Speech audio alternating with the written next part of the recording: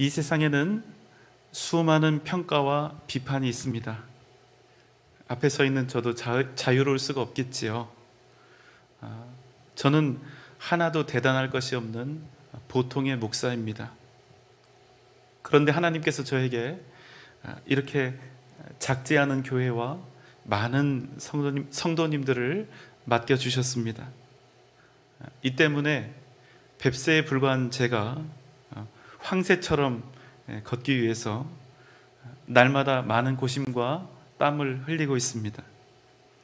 제가 여러분께 이 시간 30분이 채 되지 않는 그런 분량의 설교를 하고 있지만 저는 최소한 이 설교를 위해서 10시간 이상을 컴퓨터 앞에 앉아서 타자 작업을 하면서 씨름을 하고 일주일 내내 본문의 말씀이 정해지면 그 말씀을 묵상하면서 시간을 보냅니다. 그리고 매번 정말 두려운 마음, 떨리는 심정으로 이렇게 강단에 올라오게 됩니다. 왜냐하면 뼈를 깎는 마음으로 열심히 제가 설교 준비를 하지만 준비한 메시지가 항상 부족할 수밖에 없다는 사실을 그 누구보다 저 자신이 너무나 잘 알고 있기 때문입니다. 또 제가 전하는 어떤 내용의 말씀이 누군가에게는 깨우침이 되고 위로가 되고 그 인생을 바꾸는 그런 계기가 되겠지만 또 다른 누군가에게는 똑같은 그런 설교 말씀이어도 상처가 될 수 있고 거리낌이 될 수도 있다는 사실을 제가 잘 알기 때문입니다. 그럼에도 제 마음 한쪽이 바라는 평가는 여러분 어떠할까요? 이 세상 누구라도 좋은 얘기 듣고 싶고 잘했다 칭찬받고 싶은 그런 마음을 다 가지고 있습니다. 저도 마찬가지입니다. 제 설교를 듣고 은혜 많이 받았다, 위로가 되었다, 이런 말 듣고 싶지 딱딱하다, 어렵다, 부담된다, 이런 얘기 듣고 싶지 않습니다. 그러나 여러분, 그럼에도 만약 제가 설교를 한 일로 평생 우리 성도님들로부터 좋은 소리만 듣는다면 한 가지는 분명합니다. 저는 평생 설교를 잘한 것이 아니라 못한 것입니다. 그저 감동을 주고 듣기 좋은 소리만 하고 위로한 그런 설교만을 했을 뿐이지 여러분의 심령을 쪼개고 여러분의 마음을 또 여러분의 중심을 세상으로부터 돌아서게 하고 가슴을 찢으며 회개할 수 있는 그런 설교를 제가 제대로 하지 않은 것입니다. 목사에게는 주어진 사명과 임무가 있습니다. 하나님께서 저에게 허락하신 귀한 성도님들을 품고 사랑하고 위로하고 기쁨을 주는 것입니다. 그러나 이것만큼이나 중요한 큰 임무가 있습니다. 잘된 것은 잘되었다, 잘못된 것은 잘못되었다, 그것은 죄라, 이렇게 외쳐야 하는 책임이 저에게 있습니다. 따뜻하고 부드럽게 안아야 할 때가 있는 반면 때로는 추상처럼 꾸짖고 단호하게 옳은 길을 제시해야 할 그때가 있는 것입니다.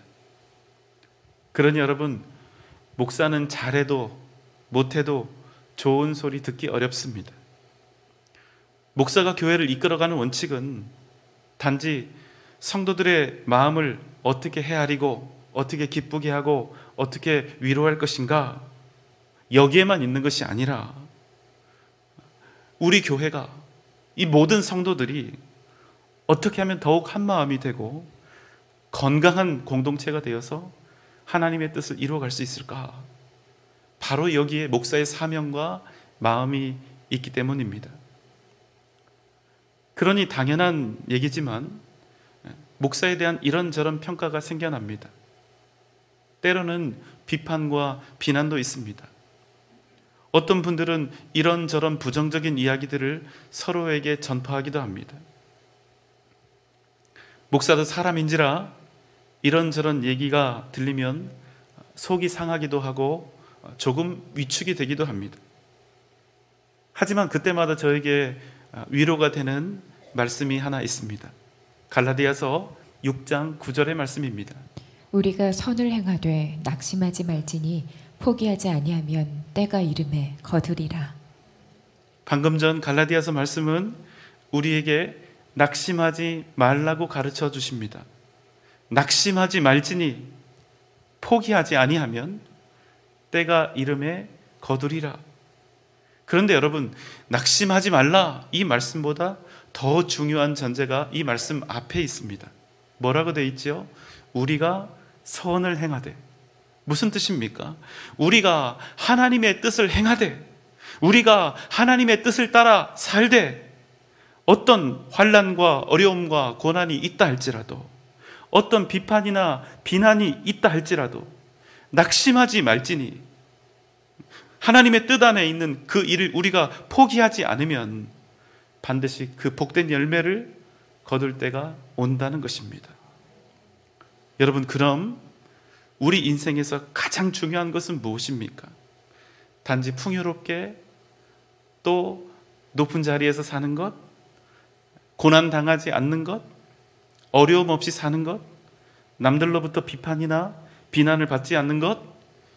여러분, 우리 인생에서 이것이 중요한 것이 아니라 항상 두렵고 떨리는 마음으로 날마다 하나님의 뜻을 생각하며 살아가는 것, 이것이 우리 인생을 살아가는 가장 중요한 원리라는 것입니다. 그럼 그 인생에는 반드시 선한 열매를 거둘 때가 있다는 것입니다. 여러분 믿습니까?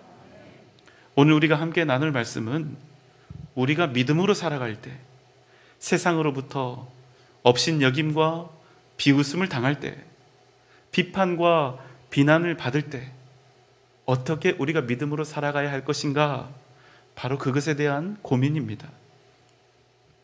느헤미야는 페르시아 제국의 고위 관료였습니다.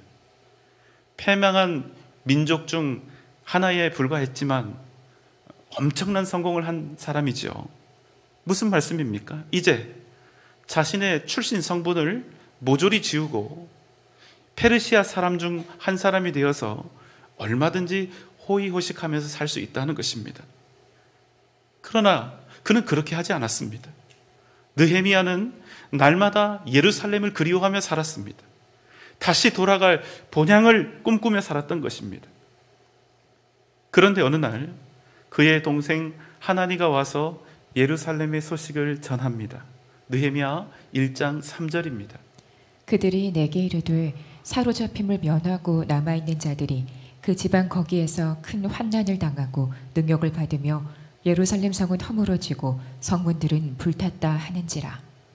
이 소식을 듣고 느헤미야는 며칠 동안이나 금식하며 슬피 기도했습니다. 여전히 패역의 길을 걷고 있었던 이스라엘 백성들을 위해서 회개하며 울었습니다. 하나님께서 그런 느헤미야의 소리에 귀를 기울여 주셨습니다. 느헤미야 1장 11절입니다. 주여 구하오니 귀를 기울이사 종의 기도와 주의 이름을 경외하기를 기뻐하는 종들의 기도를 들으시고 오늘 종이 형통하여 이 사람들 앞에서 은혜를 입게 하옵소서 하였나니 그때에 내가 왕의 술 관원이 되었느니라. 하나님께서 그 기도에 응답하시고 느헤미야를 페르시아 왕의 최측근인 술 맡은 관원이 되게 하신 것입니다. 그가 이제 왕에게 이런 요청을 합니다. 느헤미야 2장 4절로 5절입니다.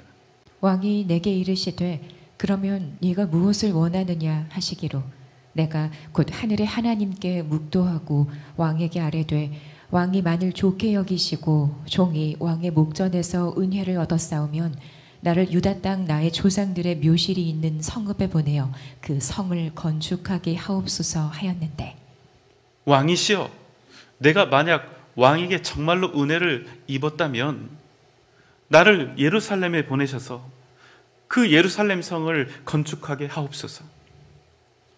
남들이 어떻게 생각했을까요? 패망한 나라의 노예 주제, 대페르시아 왕국의 고위 관리가 되었다고 부러워했겠지만 느헤미야는 자신의 지위가 높아진 그것에 마음을 둔 것이 아니라 하나님께서 자신을 그 높은 자리에 오르게 하신 그 이후에 그의 마음을 두었다는 것입니다. 그래서 그는 왕에게 이런 대담한 요청을 하였던 것이지요. 여러분 어떻게 되었을까요? 7절, 8절입니다. 내가 또 왕에게 아뢰되 왕이 만일 좋게 여기시거든 강 서쪽 총독들에게 내리시는 조서를 내게 주사 그들이 나를 용납하여 유다에 들어가기까지 통과하게 하시고 또 왕의 삼림 감독 아삽에게 조서를 내리사 그가 성전에 속한 영문의 문과 성곽과 내가 들어갈 집을 위하여 들보로 쓸 제목을 내게 주게 하옵소서 하매 내 하나님의 선한 손이 나를 도우심으로 왕이 허락하고. 느헤미야가 왕에게 요청을 했는데 단지 자기를 예루살렘 땅으로 보내달라 겨우 그것만 요청한 것이 아닙니다.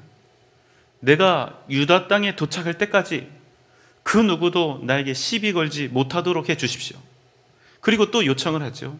왕의 살림 감독 아삽에게 명하사 예루살렘 성을 세우고 예루살렘의 성벽을 세우고 내가 살 집에 필요한 모든 것들을 그로 하여금 다 공급하게 하소서. 여러분 이 요청을 하고 허락받는 일이 쉬웠을까요? 놀라운 일이 벌어졌습니다. 내 하나님의 그 선한 손이 나를 도우심으로 왕이 허락하고 왕이 그 모든 요청을 다 허락한 것입니다. 하나님께서 느헤미야를 도우신 것이죠. 느헤미야는 3개월이 넘게 걸리는 길고 긴 이 거친 광야의 길을 지나서 예루살렘에 도착합니다. 직접 그 상황을 보니 어떻습니까? 예루살렘을 둘러싸고 있던 모든 성벽이 다 무너져 있습니다. 자기가 타고 있던 작은 짐승 하나도 지나갈 수 없을 만큼 피폐하게 되어 있습니다. 찬란했던 예루살렘이 무참히 황폐해진 것을 보며 그는 마음 아파합니다. 그리고 백성들에게 이야기합니다. 느헤미야 2장 17절입니다. 후에 그들에게 이르기를 우리가 당한 곤경은 너희도 보고 있는 바라. 예루살렘이 황폐하고 성문이 불탔으니 자 예루살렘 성을 건축하여 다시 수치를 당하지 말자 하고. 느헤미야는 예루살렘에 머무르고 있던 백성들에게 외쳤습니다. 우리가 당하고 있는 이 곤경은 지금 너희도 직접 보고 있는 바라. 여호와 하나님의 성전이 있는 이 거룩한 성 예루살렘이 이렇게 황폐하고 불탔으니 우리가 하나님의 백성으로서 어찌 부끄럽지 아니한가? 우리가 무너진 예루살렘 성을 재건하여 더 이상 수치를 당하지 말자. 그리고 이어서 말했습니다. 18절입니다. 또 그들에게 하나님의 선한 손이 나를 도우신 일과 왕이 내게 이른 말씀을 전하였더니 그들의 말이 일어나 건축하자 하고 모두 힘을 내어 이 선한 일을 하려 하매. 느헤미야는 노예의 민족에 불과했던 자신이 어떻게 해서 페르시아의 고위 관료가 되었으며 지엄한 페르시아 왕이 어떻게 자신을 도왔는지 백성들에게 말했습니다. 그리고 그 모든 과정을 짧은 한 문장으로 이렇게 설명했습니다. 하나님의 선하신 손이 나를 도우셨다. 하나님의 선하신 손이 나를 도와 여기까지 있게 하셨다. 이 말을 들은 이 백성들이 힘을 낸 것입니다. 그리고 이 선한 일, 예루살렘 성을 다시 세우는 일에 함께 일어서기로 결단하였습니다. 여러분 어떻습니까? 이제 다시 믿음의 역사가 위대한 기적이 일어나려는 그 찰나가 아닙니까? 하지만 여러분 어떤 일이 그들 앞에 벌어졌을까요? 19절입니다. 호론 사람 산발랏과 종이었던 암몬 사람 도비아와 아라비아 사람 게셈이 이 말을 듣고 우리를 업신여기고 우리를 비웃어 이르되 너희가 하는 일이 무엇이냐? 너희가 왕을 배반하고자 하느냐 하기로. 이스라엘 자손들이 믿음으로 분연히 다시 일어나려 했던 그 찰나, 호론 사람 산발랏, 암몬 사람 도비아, 아라비아 사람 게셈이 이스라엘 백성들이 다시 예루살렘 성을 재건하려 한다는 소식을 듣고 하나님의 백성들을 업신여기며 비웃기 시작한 것입니다. 너희 꼴을 보아라. 겨우 성전 하나 대충 재건해 놓고 아무것도 하지 못하고 있는 너희의 그 무력한 모습을 보아라. 너희에게 지금 무슨 힘과 능력이 있느냐? 너희들이 살고 있는 그 모습을 보아라. 예루살렘 성과 성벽은 다 무너졌는데 지금까지 너희들이 무엇을 할 수 있었느냐? 너희가 택함 받은 하나님 여호와의 백성이라 하면서도 너희 삶을 보아라. 너희의 삶이 이방 백성들과 다를 바가 무엇이냐? 너희가 정말 거룩하냐? 너희가 정말 복받은 민족이냐? 너희가 정말 특별하냐? 여러분, 우리가 하나님의 뜻대로 살려 할 때 우리 안에서, 우리 밖에서 수많은 업신여김과 비웃는 소리들이 끊임없이 들려올 수 있습니다.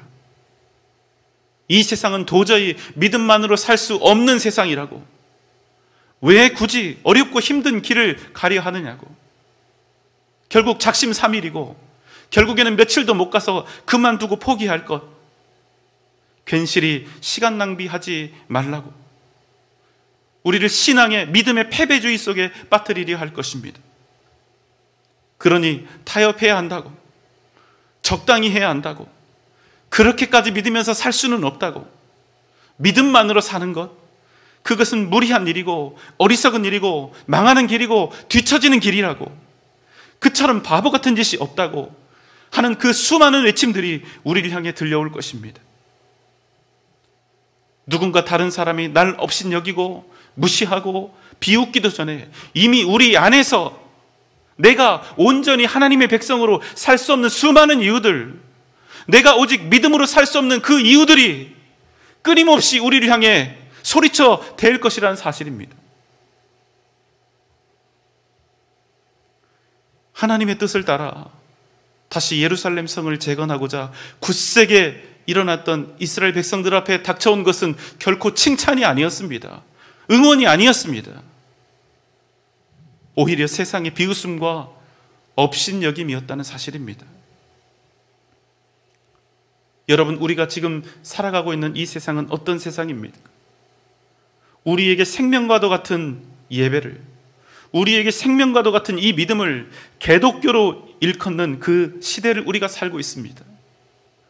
내가 예수 믿는 사람이라고, 내가 기독교인이라는 그 사실을 밝히고 예수를 믿으면 구원을 받을 수 있다고, 이 유일한 구원의 외침이 절대로 호의적으로 받아들여지지 않는 그 시대를 살아가고 있는 것입니다. 코로나가 창궐하고 있는 이 시대에 내가 주님을 믿는다는 고백, 이 모든 상황에도 불구하고 내가 변함없이 예배를 드리고 있다는 고백은 수많은 이들의 비웃음과 조롱을 받기 일쑤입니다. 심지어는 자신이 기독교인이라고 소개하는 그런 사람들로부터도 야유와 손가락질을 당하는 이유가 되기도 합니다. 너희 기독교 때문에 이 사태가 벌어졌다고 구실을 삼는 이들도 여전히 적지 않습니다. 우리 교회는 예배를 드렸습니다. 그 어떤 예배도 멈추지 않았습니다. 저는 교회의 대표로서 안팎으로 적지 않은 논총을 받았습니다. 대면 예배를 드려야 한다고 주장했던 교회들은 세상으로부터 수많은 비난을 받았습니다. 정부도 세상도 수많은 언론들도 교회에서 드리는 예배 때문에 코로나 바이러스가 확산되고 있다고 쪽집게처럼 콕 집어서 여론을 형성했습니다. 그러나 여러분, 요즘 상황을 보십시오. 정말로 그렇습니까? 간혹 예배 시간에 확진되신 성도님이 그 사실을 알지 못하고 예배에 참여하신 일들이 있었습니다. 그야말로 어쩔 수 없는 일이 생긴 것이지요. 또 당연한 일이 일어난 것입니다. 2021년 2월 1일 정부에서 이렇게 발표를 했습니다. 공식 발표였는데 교회의 대면 예배를 통한 감염은 거의 없었다. 이렇게 발표를 했어도 세상 그 누구도 이 발표에 귀를 기울이지 않았습니다. 국민일보 딱 한 곳에서만 이것을 기사화했고 다른 어떤 신문도 어떤 매체도 이것을 언급하지 않았습니다. 우리 교역자들은 어떤 확진되신 성도님이 예배에 참석했었다는 그 소식이 들려오면 월요일부터 시작해서 토요일 주말이 될 때까지 전 교역자가 비상이 걸려서 그 성도님 곁에 어떤 분이 앉아 계셨는지, 또 어떤 분과 접촉이 있었는지 확인을 거듭하면서 일주일 내내 하나님, 우리 성도님들을 지켜주십시오, 이렇게 간절히 기도하며 노심초사했습니다. 그런 일이 한두 번이 아닙니다. 상당히 여러 번 됩니다. 전화 받으셨던 분도 계실 거예요. 그럼 여러분, 이제 우리가 그 시간을 수개월 이렇게 지나왔는데 그동안의 결과를 여러분들께 말씀을 드려야 되겠죠. 그동안의 결론은 어떠했을까요? 여러분, 예배를 통해서는 단 한 명의 감염도 없었다는 것입니다. 단 한 명도. 심지어는 여러분, 서로 접촉이 많을 수밖에 없는 유치부와 유년부, 그 어린 아이들 속에서도 감염 사례는 전혀 없었습니다. 여러분, 그래서 이 모든 일과 상황의 마지막 결론은 무엇입니까? 이제는 모두 다 예배 드리러 오셔야 한다는 것입니다. 현재 확진되어 있거나 건강이 어려우신 분들, 피치 못할 사정이 있으신 분이 아니라면 이제는 더 이상 주저하지 마시고 이 예배의 자리에 오셔야 한다는 것입니다. 앞으로 방역 정책이 느슨해지고 풀리기 때문에, 곧 코로나가 진정될 것이기 때문에 오시라는 것이 아닙니다. 우리가 하나님께 속한 주님의 백성이기 때문에, 마땅히 살아계신 예배를 하나님 앞에 드려야 하기 때문에 이 자리에 오셔야 한다는 것입니다. 적들의 업신여김과 비웃음 앞에 느헤미야는 다음과 같이 말합니다. 20절입니다. 내가 그들에게 대답하여 이르되 하늘의 하나님이 우리를 형통하게 하시리니 그의 종들인 우리가 일어나 건축하려니와 오직 너희에게는 예루살렘에서 아무 기업도 없고 권리도 없고 기억되는 바도 없다 하였느니라. 느헤미야가 말합니다. 너희가 아무리 우리를 조롱하고 방해한다 할지라도 하나님께서, 살아계신 하나님께서 우리를 반드시 형통하게 하실 것이다. 사랑하는 여러분, 하나님의 섭리가 무엇입니까? 하나님께서 이 땅을 다스리시는 그 주권적 의지를 말하는 것입니다. 그 주권적 의지는 언제나 선하고 거룩하시기 때문에 반드시 하나님 당신께서는 모든 만물을 당신이 뜻하신 바 그 선하신 목표를 향해서 움직이게 하신다는 것입니다. 하나님께서 이 땅의 모든 일들을 친히 주관하신다는 것입니다. 욥기 42장 2절의 말씀입니다. 주께서는 못하실 일이 없사오며 무슨 계획이든지 못 이루실 것이 없는 줄 아오니. 무슨 말씀입니까? 하나님께서 세우신 그 선한 목적과 계획은 무엇이든 반드시 성취되고 이루어진다는 것입니다. 사랑하는 여러분, 우리에게 진정 이 믿음이 있다면 우리는 어떤 상황 속에서도 눈앞에 보이는 유익이나 안전, 그저 손에 잡히는 세상의 부와 명예가 아니라 오직 하나님의 선하신 뜻을 따라 믿음의 길을 걸어갈 수 있는 것입니다. 흔들리지 않습니다. 세상과 하나님 사이에서 갈팡질팡하며 갈등하지 않습니다. 왜입니까? 분명 무엇이 이루어지는가, 반드시 성취되는 것이 무엇인지를 분명히 알기 때문입니다. 오직 하나님의 뜻이 이루어진다는 그 사실, 그 믿음을 우리가 가지고 살면 아주 자신 있게 당당한 삶을 늠름하게 믿음으로 살아낼 수 있는 것입니다.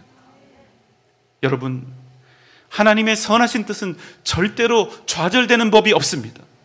하나님이 계획하신 모든 것들은 반드시 이루어집니다.